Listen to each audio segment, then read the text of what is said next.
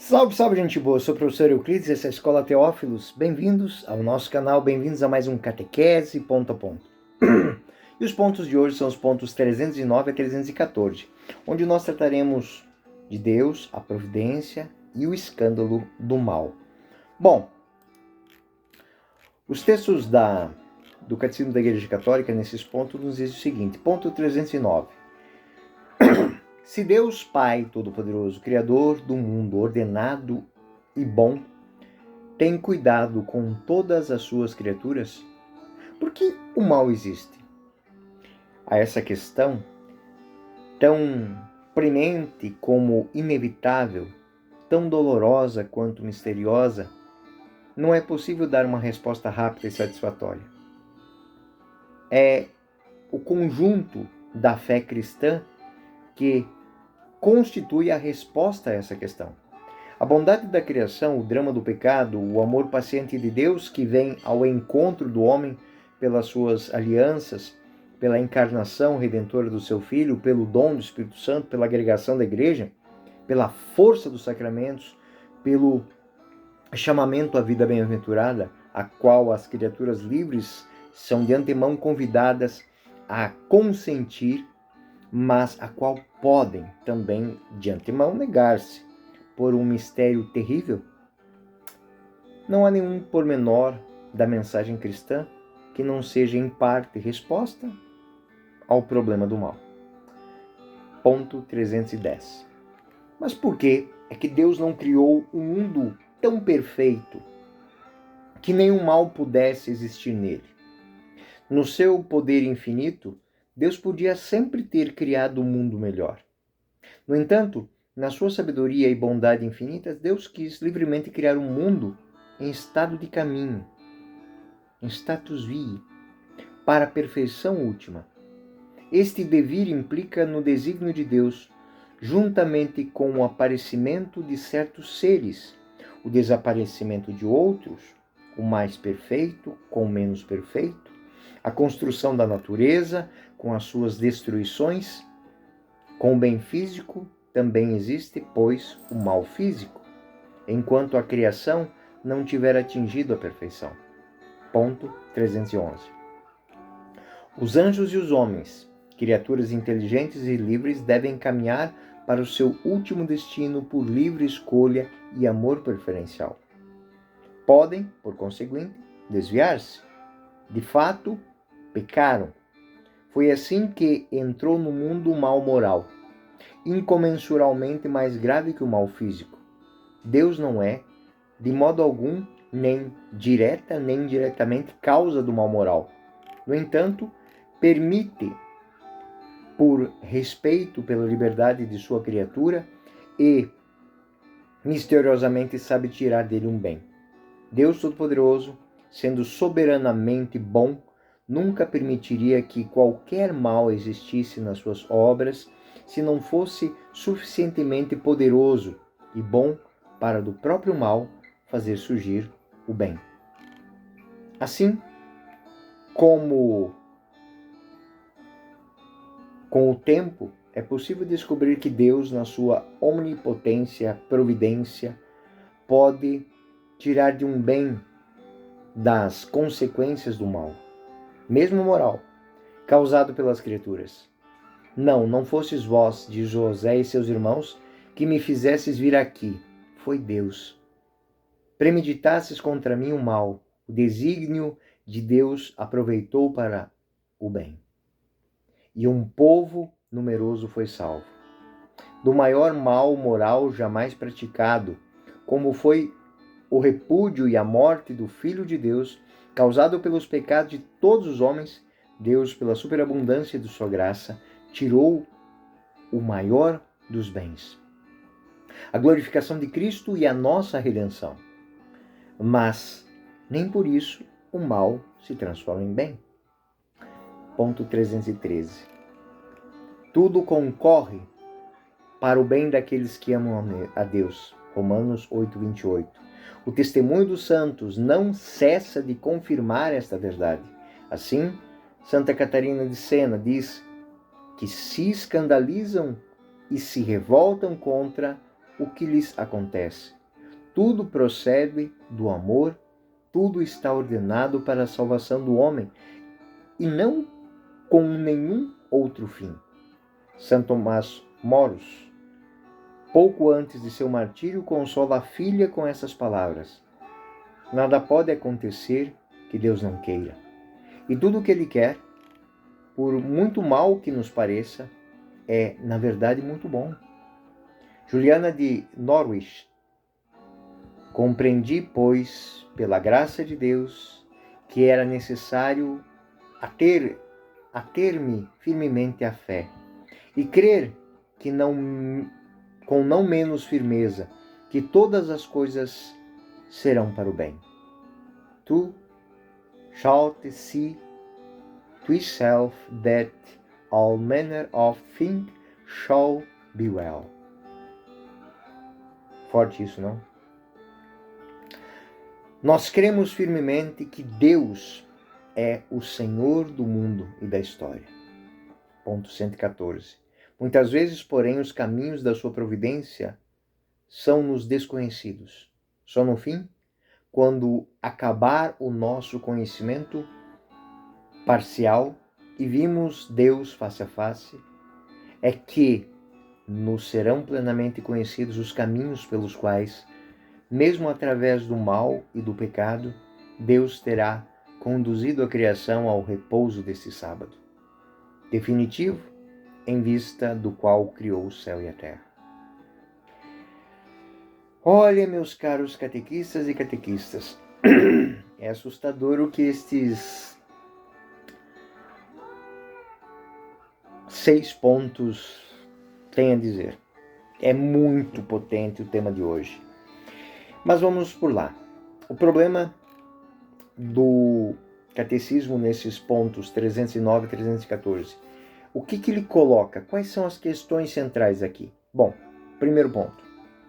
Como conciliar a bondade criadora de Deus com a realidade do mal? Segundo ponto. Em que sentido a providência divina pode tirar bem do mal, sem fazer do mal um bem? A resposta apresentada estão dentro de quatro eixos fundamentais, que são a bondade originária da criação. E Deus disse que era bom, e que era muito bom. Ou seja, o mal não foi criado por Deus. Segundo ponto, a liberdade racional, anjos e homens, e a entrada do mal moral pelo pecado. Ponto 3, a noção clássica de mundo em caminho, ou seja, um devir rumo à perfeição última. Não fomos criados para este mundo. Este mundo foi criado nos limites da nossa caminhada. Ponto 4. A convicção escatológica de que, em vista do fim último, que é Deus pode ordenar mesmo as consequências do mal para um bem maior, sem que o mal deixe de ser mal. Esta síntese é explicada pelos parágrafos 309 a 314 do Catecismo, que tem como fundamentos bíblicos: vós intentastes mal contra mim, Deus o intentou para o bem. O Catecismo cita exatamente esse movimento narrativo como figura de Deus que pode aproveitar intenções más para o bem salvífico. A esperança cristã como promessa escatológica. São Paulo afirma: todas as coisas cooperam para o bem daqueles que amam a Deus. Romanos 8, 28. Oferece matriz bíblica para perceber, já na teologia paulina, que a história está aberta e pode ser interpretada sob o olhar providencial de Deus, sem negar a realidade do mal. Esses textos, eles não resolvem filosoficamente o problema do mal, mas eles fornecem aquele suporte exegético e narrativo sobre os quais a teologia cristã constrói uma resposta confirmando o mistério.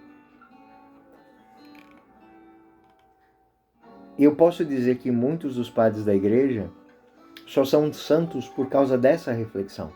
E eu vou dar um exemplo deste em Santo Agostinho. Para Santo Agostinho, tudo o que Deus cria é bom. O mal não é substância, mas é corrupção, é privação de bem. Santo Agostinho descobre isso vivendo no ambiente de mal. Agostinho, até a sua conversão, ele experimenta o que é o mal e o que o mal lhe deu e o que o mal lhe tirou. Agostinho insiste que o livre-arbítrio, ou seja, a capacidade do homem de escolher, explica a entrada do mal moral na história e que o mistério do sofrimento pertence à condição da carne, à queda do homem, mas será iluminado pela cruz e pela promessa da restauração. E essa intuição de Agostinho também era uma intuição patrística, e essa intuição ela está na raiz da resposta católica. O mal é parasitário sobre a bondade criada. E a síntese de Agostinho, ela está em quase todas as obras patrísticas que falam do mal. Ou seja, o mal ele não existe como um ser. Ele existe como uma decisão. E ele existe como uma fraqueza de algo que perdeu a perfeição. Santo Tomás de Aquino, ele vai dar um passo a mais nessa caminhada. Ele define o mal como privatio boni, privação do bem. E tanto Agostinho quanto São Tomás vão dizer que essa privação do bem pode estar até mesmo naquilo que nós achamos perfeito. Santo Agostinho falava da soberba como um excesso de orgulho. E até mesmo por coisas boas. O excesso tira a perfeição também. Privatio boni, a privação do bem. Quando eu sou muito humilde, eu me torno orgulhoso, soberbo. Quando eu sou muito bom, quando eu sou muito, de forma exagerada, eu perdi a medida, eu perdi o propósito daquilo. Na Suma Teológica, São Tomás responde explicitamente que a questão do bem supremo de Deus pode ser a causa, não pode ser causa do mal, não. Deus é a causa do ser e do bem. O mal é a corrupção contingente do ser. Dependente das criaturas, mesmo que livres, e das suas limitações da criação. São Tomás, ele também estabelece que Deus, por sua providência, pode reverter consequências más em coexistência com a liberdade criada, sem imputar ao Criador a causa moral do mal. Essa confluência de dois pensamentos, tanto o de Agostinho quanto o de Tomás, aquilo que a gente chama de agostiniano-tomasiana, produz dois princípios filosóficos essenciais para a argumentação desses pontos que nós lemos no Catecismo, 309 e 314. Ou seja, o mal não é em sentido positivo. Ele não tem ser substancial. Quando eu falo de física, de mal, a escuridão é a ausência da luz. Quando eu falo de mal, a maldade é a falta da bondade. A liberdade não é necessária para o amor. Sem liberdade, desculpa, vou me expressar melhor. A liberdade é necessária para o amor. E sem liberdade, o bem eterno seria reduzido a um autômato moral, ou seja, a um determinismo bondoso. Por isso Deus permite o risco moral, para que eu também tenha a dignidade da opção. Se eu não tenho opção, eu não amo, eu simplesmente coabito. E é muito interessante que quando Santo Agostinho vai falar da Trindade, ele fala do amante, do amado e do amor. Para que o amante e o amado coexistam, é necessário o amor. Mas a coexistência do amante e do amado é uma opção pelo amor. Isso é extremamente transformador para a compreensão destes pontos. Então, desde a patrística, desde a exegese bíblica, o catecismo ele vai desenvolvendo e se articulando nos pensamentos do magistério, no desenvolvimento disso até chegar nos nossos dias, articulando a tradição que remete aos textos bíblicos, patrísticos, escolásticos e também a conversa com as reflexões dos dias de hoje, né? Tanto dos papas quanto dos concílios. O concílio ele não quer dar uma solução filosófica para o problema do mal, mas afirmar que a gravidade do drama humano e aponta a necessidade de uma resposta de fé. A ação redentora de Cristo, a solidariedade da Igreja perante o sofrimento do homem, né?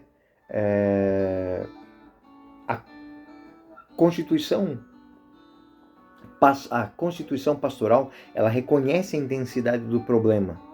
Ou seja, todos os pastores entendem que o mal existe no mundo. Hoje eu estou gravando esse vídeo aqui para vocês e nós temos aí pelo menos 2 guerras muito grandes acontecendo, gente discutindo o sexo dos anjos enquanto a violência cresce, a fome cresce, e tantas outras coisas acontecem na realidade e são simplesmente fraquezas morais. Fraquezas morais.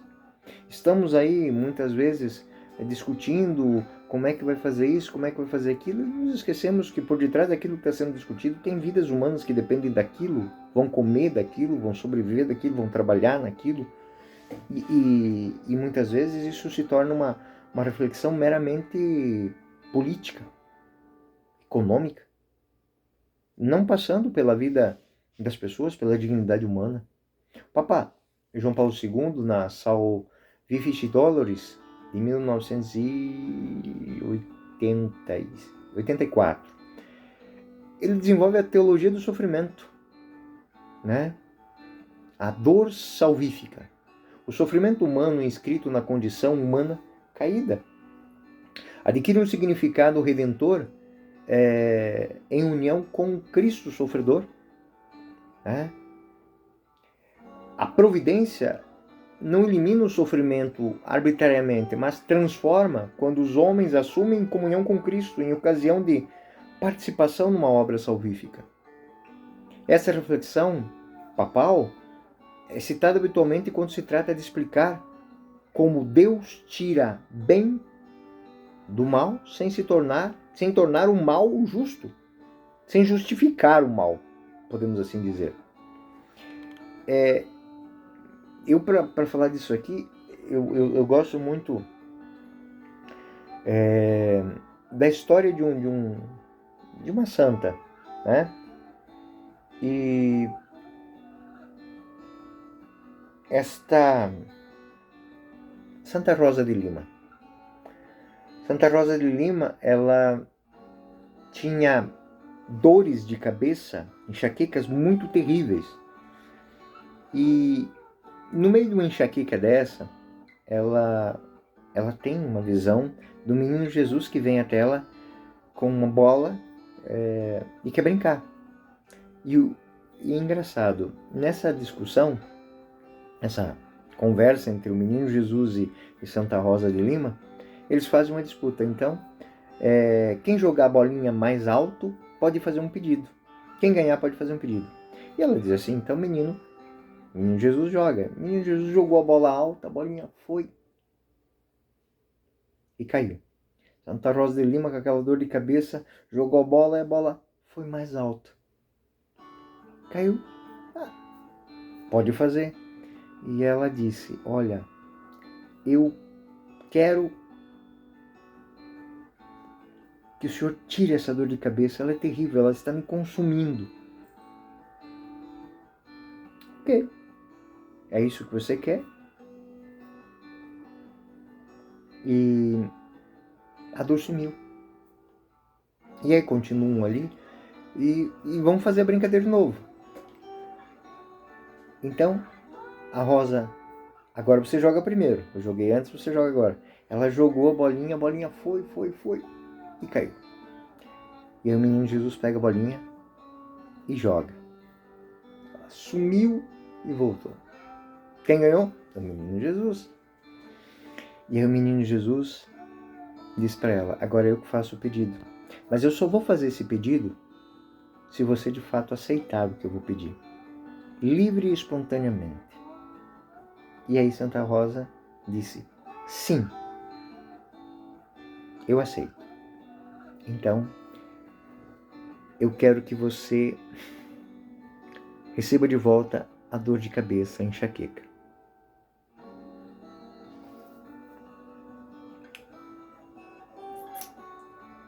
Porque todas as vezes que você tem elas, inúmeras almas do purgatório são libertas. Porque você oferece esta dor, este sofrimento por eles. Eu não sei se vocês entenderam plenamente o que eu quis dizer, mas eu quis dizer que assim, aquela dor que é um mal, se ofertada, se oferecida, transformou-se na salvação de muitos. É o relato dessa história de Santa Rosa de Lima. Mas ele não é absurdo, porque exatamente do maior ato de entrega, do maior ato de dor e de crueldade humana, que é a crucificação de um inocente, e que se entregou voluntariamente para aquilo, é que depende a glorificação de Cristo e a salvação dos homens. Mas aquilo não deixou de ser um ato cruel. Aquilo não deixou de ser uma injustiça. Aquilo não deixou de ser uma crueldade que não se faz e não se deve fazer com homem algum, mas que se fez com Cristo. A cruz não deixou de ser um patíbulo terrível e cruel, usada como escárnio, usado como humilhação, usado como sofrimento e destruição de vidas. Mas ela passou a ter um outro significado. Pelos méritos da cruz de Cristo é que nós encontramos a salvação. Então,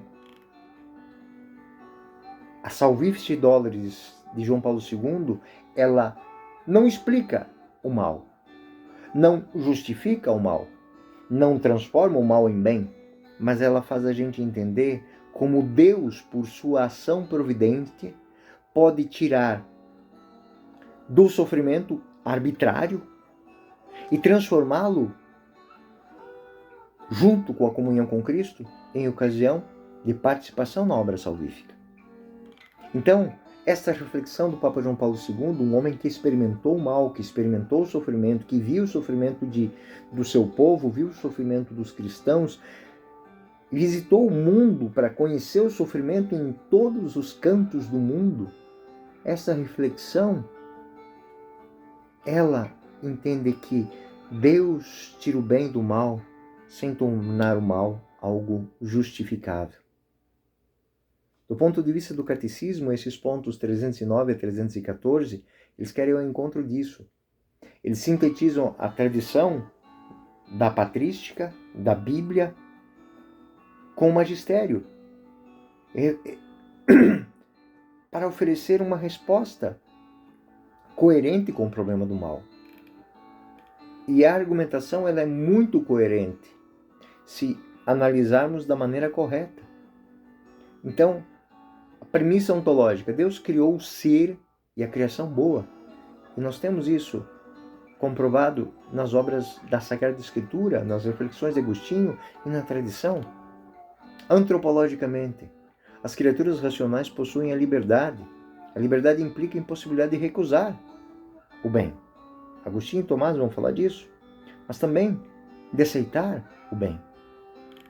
Premissa metafísica, o mal moral não é a causa divina. É a corrupção e a privação do bem causada à liberdade caída.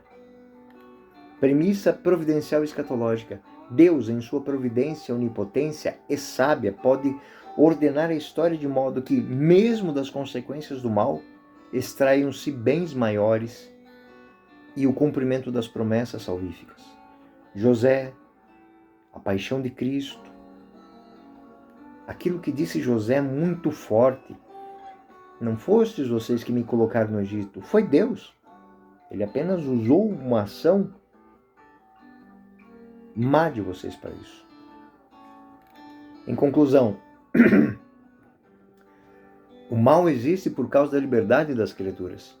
Deus não é autor do mal, mas em seu desígnio salvífico e escatológico ele pode ordenar toda a realidade rumo ao bem último, sem que esse processo transforme moralmente o mal em bem. Isto é, o ato mal continua sendo moralmente mal. Esta é, em síntese, a posição do Catecismo da Igreja Católica. E se nós pudéssemos olhar para a Sagrada Escritura, nós vamos encontrar a cada passo esses paradigmas, né? Esses exemplos paradigmáticos usados pela tradição. José do Egito, Gênesis 50, mostra concretamente a maneira providencial. O pecado dos irmãos, a venda do irmão, torna a ocasião de preservação do povo. A paixão de Cristo, maior mal moral, rejeição, a crucificação do Filho de Deus é transformada num desígnio redentor, num bem supremo. Esses exemplos eu coloco aqui para iluminar, para que a gente entenda a diferença entre a causa e a ordenação providencial. A criatura livre pode praticar o mal sem, digamos assim, querer. Pode ordenar eventos de modo que, num horizonte escatológico, o bem prevaleça. Isso que eu acabei de refletir com vocês aqui, catequistas, para nós na catequese é extremamente importante, porque este problema é um problema que toca muito, principalmente adolescentes, principalmente os jovens. O objeto formativo é ensinar a distinção entre as duas coisas, bem moral e ordenação providencial. Isso só se faz através do estudo da vida das pessoas. É olhar para a atitude dos homens, para aquilo que eles fizeram e aquilo que eles se tornaram. Moralmente, a responsabilidade pessoal. Eu devo fazer sempre o bem e evitar o mal. Mas lembrar que, se algum dia eu tiver que tomar uma decisão, que ela seja feita de uma maneira coerente. Coerente com aquilo que eu acredito. Ou seja, matar alguém não é, jamais e nunca será um bem. Mas se eu, no exercício das minhas funções, das minhas responsabilidades, eu precisar usar de algo para defender inocentes, eu tenho que entender isso, para que Deus tire daquilo um bem. A ética da compaixão, a doutrina da providência, conduz à solidariedade. Que Deus pode redimir até o mal e é chamado a agir para aliviar o sofrimento e evitar as estruturas de pecado. Isso deve levar cada um de nós a entender que o catecismo ele está colocando isso de uma maneira tão... Porque a gente está falando de providência nesses pontos aqui, desde o 300 a gente está trabalhando isso. Ou seja, aqueles que buscam explicações filosóficas mais sistemáticas, encontram na patrística, na escolástica, mas dentro das salas de catequese, muito mesmo, é a nossa capacidade de acolher aquilo que as pessoas fazem. Muitas vezes uma pessoa está ali porque passou por um momento muito difícil na vida. Então aquele momento difícil, aquele momento de sofrimento, trouxe aquela pessoa até ali. Então usar isso como experiência dessa providência de Deus. Então o catecismo, em síntese, em conclusão, a argumentação do catecismo sobre a providência e o mal é sintetizada, a síntese da tradição bíblica, patrística, escolástica e do magistério. Ou seja, nós não, quando falamos isso, não estamos falando nada de diferente daquilo que está na Escritura, que está na reflexão. Ou seja, Deus é o autor do ser. O mal moral resulta da liberdade das criaturas mal usada. E Deus, em sua providência, pode ordenar a história de modo que, mesmo a partir de consequências do mal, surjam bens maiores, sem que isso torne o mal justificável. Ou seja, o mal sempre será mal. Essa formulação orienta a catequese, ou seja, a formação em esperança e em responsabilidade. A moral pressupõe a responsabilidade pessoal das pessoas. E isso faz com que nós denunciemos as estruturas de pecado. E por fim, apliquemos isso na liturgia, onde a comunidade entra numa dinâmica pascal que busca, como dei a história de Santa Rosa de Lima, transformar o sofrimento em salvação, a dor em salvação. E lembrar que Deus age de forma misteriosa e só vamos compreender os desígnios de Deus também em relação ao mal quando estivermos com Deus. Bom, gente boa, eu sou o professor Euclides, essa é a Escola Teófilos e este foi mais um Catequese Ponto a Ponto. Fiquem com Deus, até o próximo ponto.